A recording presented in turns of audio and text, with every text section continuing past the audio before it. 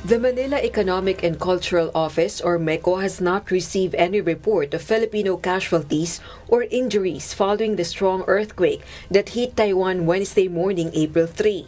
This report has been submitted by MECO Chairperson Silvestre Bello III to President Ferdinand Bongbong Marcos Jr. According to Bello, they are in strict coordination with the leaders of Filipino communities in Taiwan. I would like to assure you na as of now, ngayong oras nito ay wala pang report of any casualties sa ating mga kababayan, lalong-lalo na yung ating overseas Filipino workers.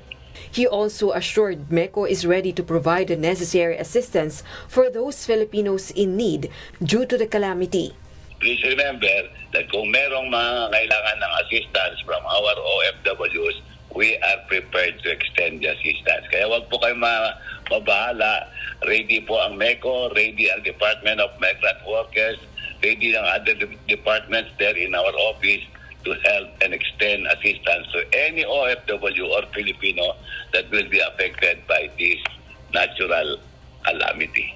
According to MECO Chairperson Bello, there are more than 1,400 Filipinos in Hualien, the severely earthquake-affected county in Taiwan. But in general, there are around 200,000 Filipinos in the island, including those undocumented and who have been married to Taiwanese.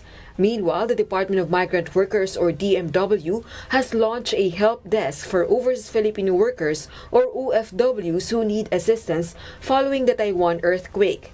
This will also cater to information requests of family members of Taiwan-based OFWs wanting to find out the status and condition of their loved ones.